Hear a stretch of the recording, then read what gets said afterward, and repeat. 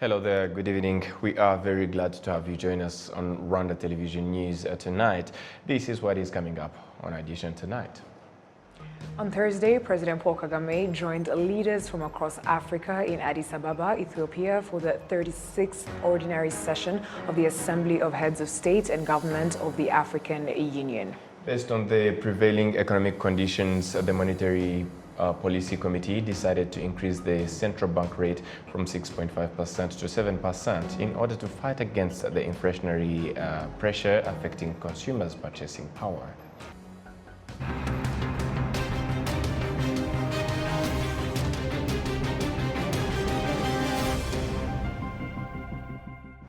We are very glad to have your company tonight, coming to you straight from the heart of Africa, Kigali. My name is Sam Kalisa. And I'm Martina Avera. How are you, Martina? I'm very good. How are you doing tonight? Very, very great. All right, start us off. Right. As we begin this edition of the news, let us inform you that on Thursday, President Paul Kagame joined leaders from across Africa in Addis Ababa, Ethiopia, for the 36th ordinary session of the Assembly of Heads of State and Government of the African Union. The biannual meeting is attended by African heads of state and government, as well as the heads and representatives of international organizations, including the United Nations. Held under the theme, the Year of Africa Continental Free Trade Area Agreement, acceleration of the African Continental Free Trade Area Agreement implementation, this year's assembly will consider and make decisions on various political and socio-economic areas of promotion and in order to advance the welfare and quality of life of the African citizens. Prior to the summit, President Paul Kagame is expected to take part in the discussions on the security situation in Eastern DR Congo, including a mini-summit that will convene the parties to the EAC Nairobi peace process and the Rwanda roadmap. And moving on, the Prime Minister, Dr. Edouard Ngirente, commends the role played by the financial sector in the Rwanda's economic transformation. This was said on Thursday in the official inauguration of the 9 on the Avenue commercial building constructed by the I&M Bank. Prince Manzi has more on this report. The 9 on the Avenue building is located downtown the Kigali city and consists of 2 towers, one of the 5 levels and another of 9 levels, and was constructed in 4 years with a worth of 2 billion Rwandan francs. The same building operates in the FIFA Regional Development Office. Prime Minister Dr. Edouard Ngirente officiated the inauguration of this building. Prime Minister Ngirente, together with other guests, toured different parts of the premises, including where the I&M Bank clients are served and the cyber security room, among others. The I&M Bank management states that the idea of constructing this commercial building was proposed in 2014 with the aim of having a broad working area as well as providing other services. The I&M Bank Board Chairman, Bonaventure Nibizi, states that the decision made at that time led to the progress of the bank seen today and also thanks to the right policies of the government. Today, the bank is operating well, it's profitable, it's paying taxes, it's employing 400 people. And so that decision which was made at the time made it possible for the bank to make the progress that we are seeing today. It is not government businesses to provide financial services. It is government responsibility to make the right policy and to support private entrepreneurs. Again here, we are seeing a testimony of how successful that kind of policy can be successful. Again, I would like to, through you, Right Honorable, to thank the government of Rwanda and the leadership to think big and to make the decision and to put in place the right policies. Currently, the I&M Bank has 400 employees and 14,000 agents.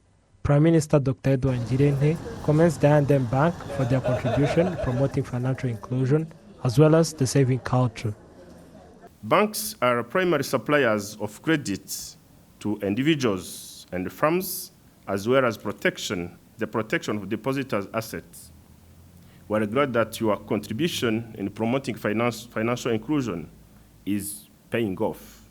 Partnership with the government, the banking sector is key in promoting the saving culture as one of the best ways for Rwandans to safeguard their financial future.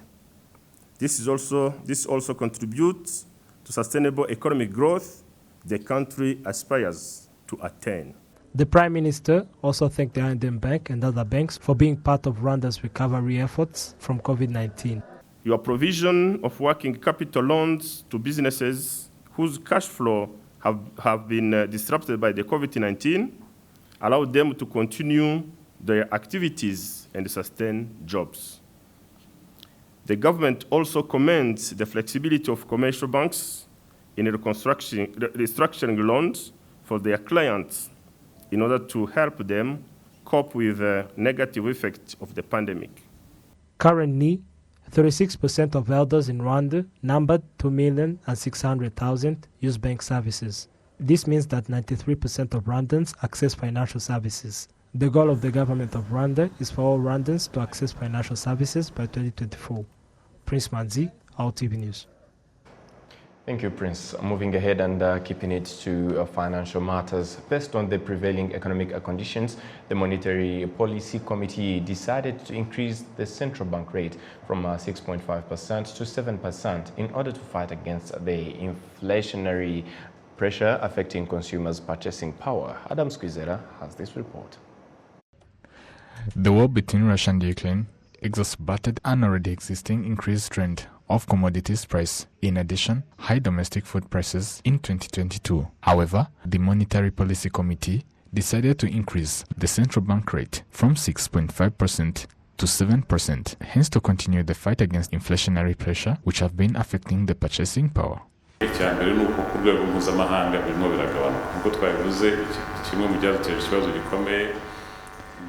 Looking at the international market, the price seems to be decreasing. So this decrease will also influence the domestic market as well. Then there is what we call base effects. So due to that there have been an increase of price last year, it will seem to decrease by the end of this year. The financial sector kept growing amidst challenging global and domestic economic conditions. As in December 2022, the total assets of financial sector grew by 17.7% to 8,900,000,000 Rwandan francs from 7,568,000,000 Rwandan francs in December 2021. The governor of the Central Bank of Rwanda, John Rwangombwa, pointed out that this growth was due to the special pressures from this sector.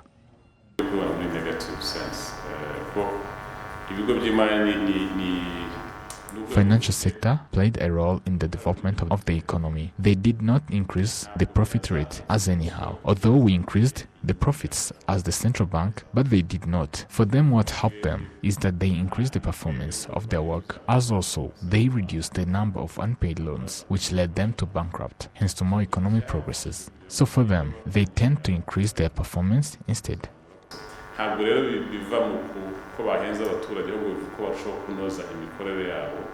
Despite the above-mentioned global economic challenges, the Rwandan economy continues to perform well, supported by the COVID-19 recovery plan measure, where in the first 3 quarters of 2022, real GDP increased by 8.5%, following 10.9% growth recorded in 2021. All this portrays the prominent and expanding role of the financial sector continues to play in financing the economy. Adam Squizera, RwandaTV News.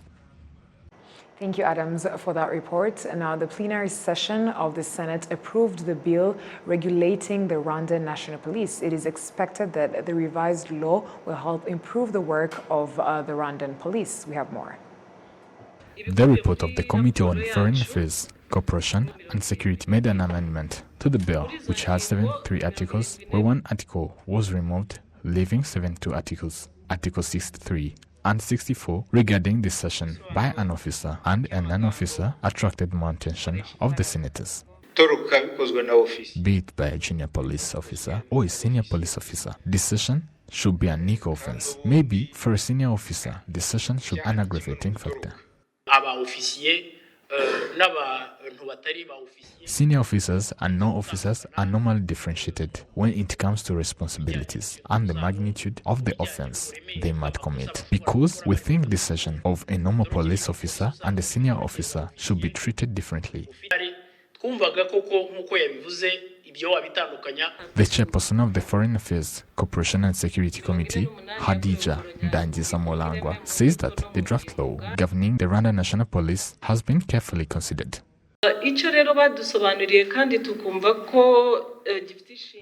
The reason they provided, which made us leave the bill, is that the level of a junior officer and a senior officer are very different. The Minister of Interior, Alfred Gasana, noted that normally different laws govern junior and senior police officers. For officer to be admitted into the military or the police, it should be accordingly to the presidential order that ranks them. Even promoting them is based on the presidential order, whereas junior officers are governed by the ministerial order.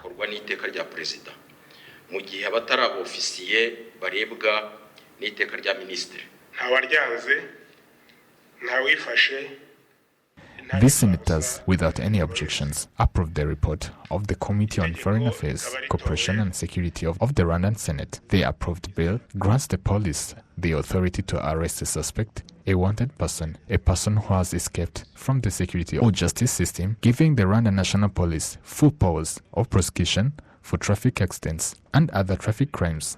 Adam Squizera, RTV News. The plenary session of the Chamber of Deputies approved the bill, the basis of the bill that will regulate the notary profession in Rwanda. It is a bill that will help citizens in Rwanda and other countries to make contracts without requiring that they always be in front of a public or private notary. Olive Nete has more. The Minister of State in charge of the Constitution and Legal Affairs, Honorable Nyirahabimana Solina, points out that the current performance is insufficient compared to Rwanda's vision that all government services will be provided online by 2024. Sometimes it delays development in general because the law provides that whoever is in need of notarial services must seek them in person. Before the bill's basic provisions were approved, certain members of the parliament had concerns about the reliability and security of the notarial services that will be delivered using technology, and some even requested that the price of these services should be reduced. In various countries, such as European countries, there is a system they use called Bank ID or Mobile Bank ID. When you own it, you use your ID to access your bank, and with that system, you can sign a document and nobody would doubt that you signed it or know that you lied because it passes through a system and it is approved, as if that person is there. I would like to know if you thought about that, to know if that we can trust that new system, because scanning a signature and use it, sometimes people might not believe it. Regarding these concerns, the Minister of State in charge of the Constitution and Legal Affairs, Honorable Nyirahabimana Solina, notes that the technology in notary services provides assurance of the quality and security of information more than the usual way. Umuntu arakubwira ati iki niki kimeze gutya warangiza Someone would show how it works, and after joining the systems, it is easier for you to find out what is in the land system, identification, or any other system. And you would also find various services in the Irembo portal. When everything is joined, it is easier to trust what is done through the system instead of asking the service physically. I think the first guarantee is the technological system that we built in joining systems, and it assists in finding out information easily, and also security is assured compared to the usual way. Notaries and their clients say they are happy with this bill because it will make it easier to get good, fast and less expensive services. It would increase because sometimes your friend would go out for a certain service, and when a client comes in, they don't find him, and it would require them to find services elsewhere. But using technology will be beneficial both in terms of money, but also by using time wisely. The 2014 Public and Private Notary Law stated that a notary can only certify a document when all the parties to the contract are in front of him. This bill will continue to be revised in the committee in charge in the Chamber of Deputies. After that, it will be a law and will be supported by the ministerial order that will show in depth the procedures so that the services that notaries will provide in form of technology will be more efficient. Olive Nete, RTV News. Thank you, Ollie, for that report. Now, the management of Ngali Mining says that it is conducting exploration in other areas to see if there are the stone that are known to be shiny to increase the amount mined and add value. Currently, there is a factory that cuts these stones and makes them into various accessories, including rings and necklaces. Yet, usually, these materials come from outside the country. Jessica Agasaro with more. In Kavumu sector, Ngororero district, these rare stones have been mined since 2016. The amethyst has a unique color, and that is what makes it popular and needed on the international market. The officer in charge of mining operation, Hakizimana Charles, reiterates that it is not clear if the area contains enough stones and that research is being done in other areas to discover these stones, considering that they are very important. Due to the time and years that they have been excavated, other processes are required to reaccess the areas, and the fact that there is a lot of work, it is recommended that we first look at other places that are productive, rather than continuing to mine from here, not because they have been excavated 3 tons of stones, and you understand that we dug a lot of stones. The mine produces at least 3 tons of amethyst per day and provides permanent employment to around 100 people. After processing, these stones are sent to the city of Kigali, where a factory that adds value is built. Some of the jewelry items produced out of the amethyst stones include necklaces, rings, and other accessories. Chutinziza Thierry, officer in charge of increasing production at the factory, explains that choosing to increase the value of these stones is more profitable than sending them out of the country unprocessed.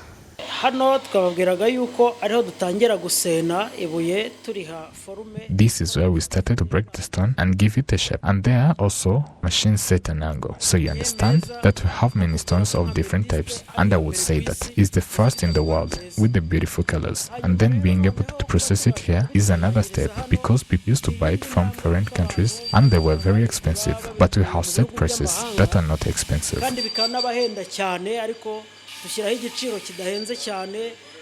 After about a year, this factory started producing 40 types of jewelry items, which are sold on the local market and exported outside the country. The head of customer service at Ngali Mining, Mucho Sisi, is proud of the fact that there is a sufficient knowledge and the capacity to add value to these stones, which was previously done outside the country. These are stones mined in Rwanda and processed in Rwanda, which is what we can say made in Rwanda is, because the prices are different and these stones have a price that are normal and associated with them. In addition to these stones known as amethyst, which have started to increase in value in Nyamasheke district, another type of stone known as sapphire has been discovered, which is mined here and added value by Ngali Mining, after which they are all exported to the international market. Jessica Agasaro, RwandaTV News. Members of the Committee on Communication, Trade and Investment in the Parliament of the East African Legislative Assembly, EALA, say that there are countries that are slow to sign the laws that have been agreed upon as one of the obstacles to trade in the countries that are members of the East African Legislative Assembly. We do have more. Some of the cross-border truck drivers in the East African community show differences between countries in terms of importation. Border is very much good, it's fast. We are doing document fast. 10 minutes you go. There is no problem at Rusumo border. The services is at fast. Within 15 minutes, everything is done. The problem of delays in the transit of goods in the countries of the East African community and other threats to commercial exchanges is what brought together the Committee on Communication, Trade and Investment in the Parliament of the East African Legislative Assembly. Some of the members of the Commission say that the only thing missing is the will of the countries to sign agreements. You may find that the law has been voted and leaders of various countries even revised it. But when it comes to sign on the agreed law, 1 or 2 countries will take long to sign it. is the political will. Because at the end of the day, this is an institution. EAC is an economic bloc that is based on consensus. So there has to be an agreement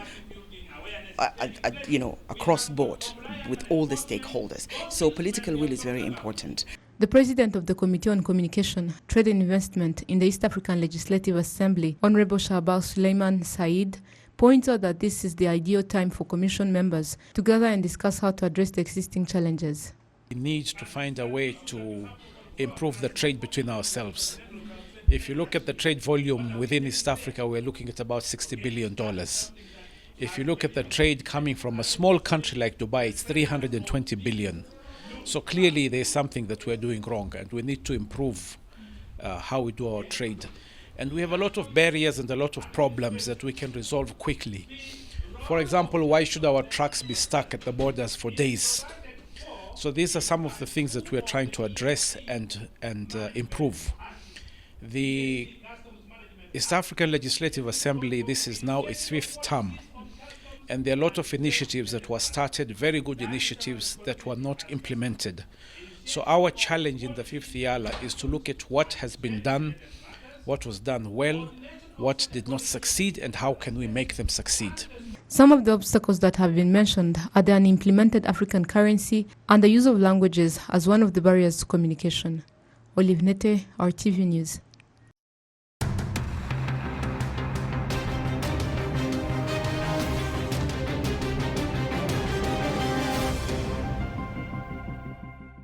And on behalf of the entire news production, as well as the technical team, thank you for being with us on this edition of Rwanda Television News. My name is Sam Kalisa. And mine, Martina Avera. And up until next time. Stay safe. And have a good evening.